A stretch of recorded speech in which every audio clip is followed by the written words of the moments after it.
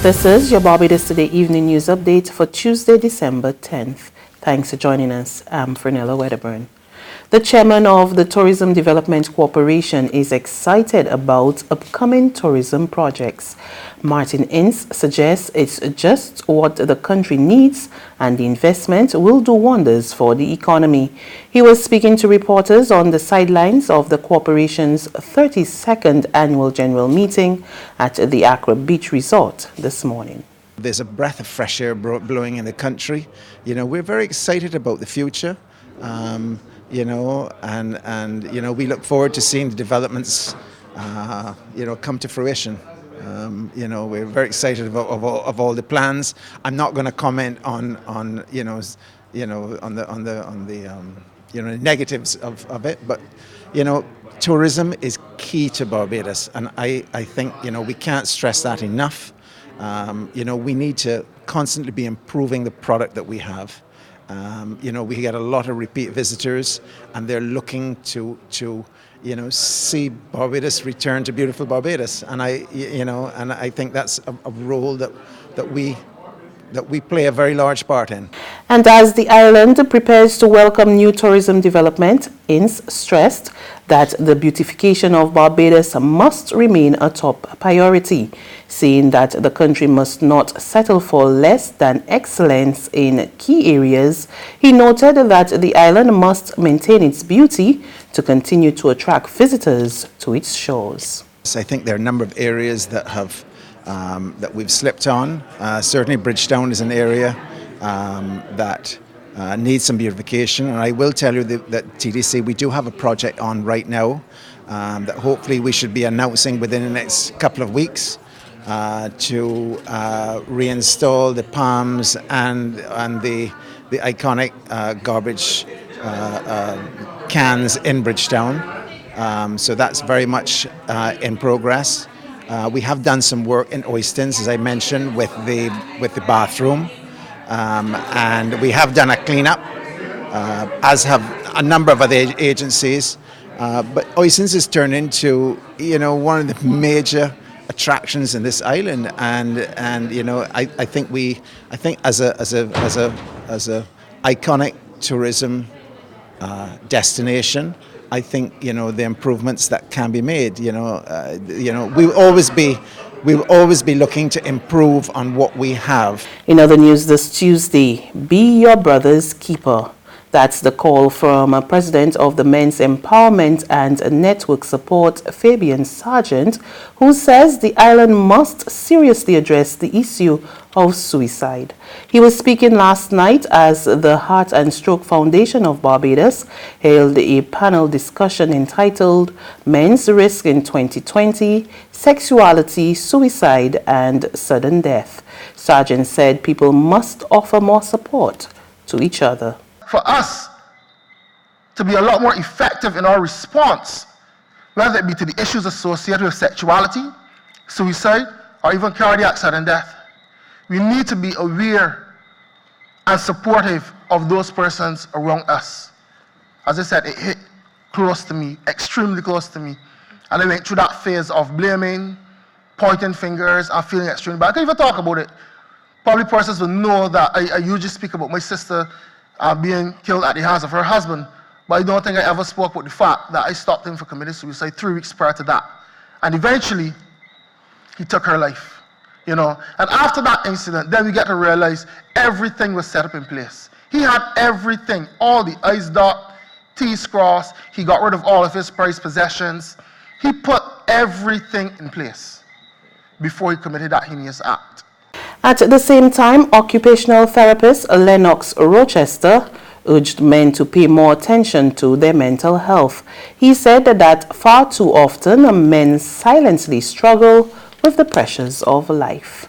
The man he wants others to think he is, the man he thinks he is, and the man he truly is. Just think on that for a little minute, right? The man he wants others to think he is, the man he thinks he is, and the man that he truly is. And you look at the disparities with that. Now, these can all lead to stress and a plethora of other issues, right? Including us purporting to be men of iron. Now, if you're a man made of iron, you gotta be concerned about rust. And rust comes in many different forms. All right? It comes in many different forms. Now, I say all this to say that I would want to see men taking care of their mental health with more diligence, as there is really no health without mental health. Governor General Dame Sandra Mason presented 3 recipients of the 2018 National Honors and Awards with their insignia during a brief ceremony at Government House today. The Honorable Chesterfield Nathaniel Brewster was awarded for his outstanding philanthropic contribution to the development of sports.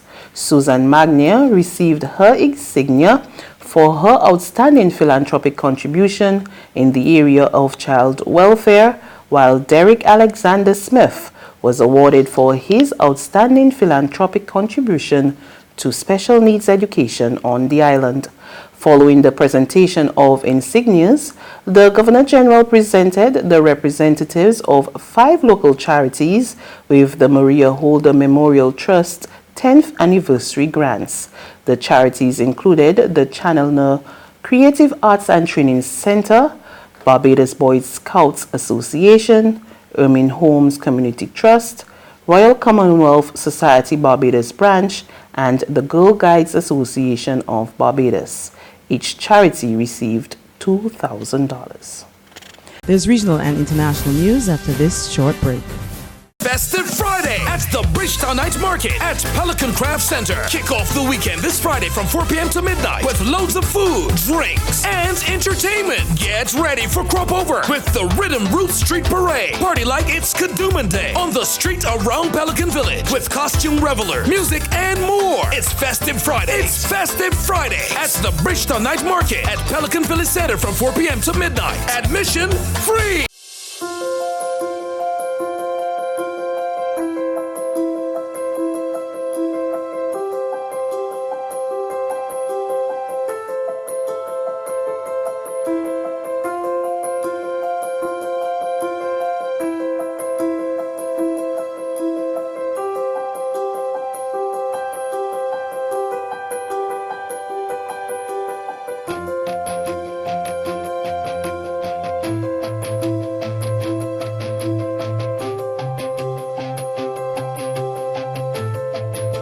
Barbados Today, news you can trust.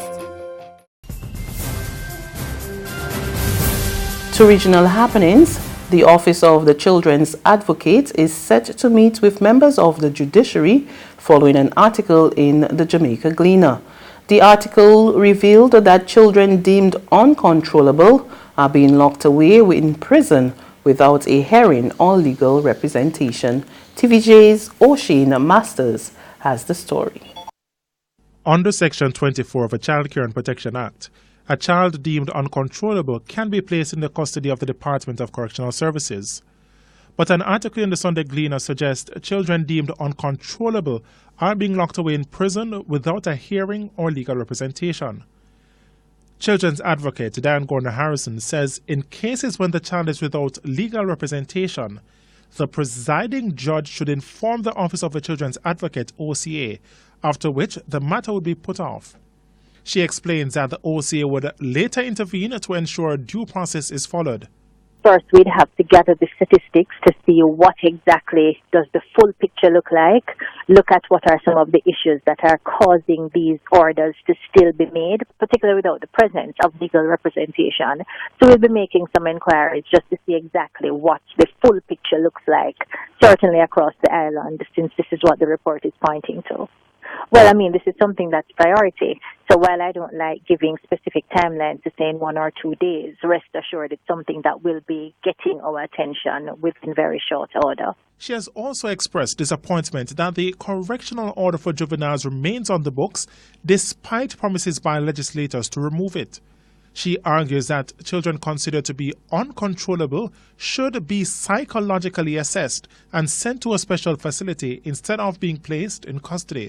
On the international scene, Democrats in the U.S. House of Representatives announced impeachment charges against President Donald Trump today, making him the fourth president in U.S. history to face a formal effort to remove him from office. More in this report from Reuters Television.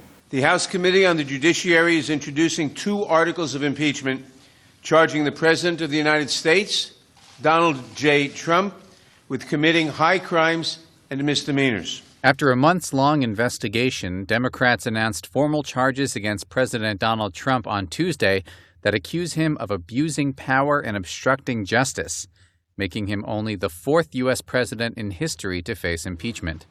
House Speaker Nancy Pelosi described it as a solemn duty. On this solemn day, I recall that the first order of business for members of Congress is the solemn act to take an oath to protect and defend the Constitution of the United States. The impeachment thing is a total hoax.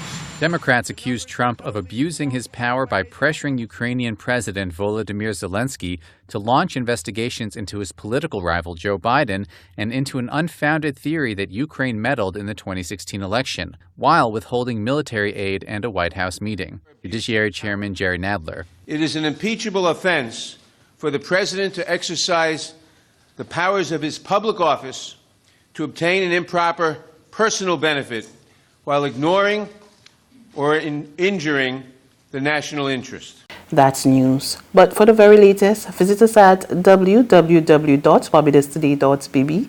You can also subscribe to our e-paper, email updates, or like us on Facebook, and sign up for our breaking news alerts via WhatsApp.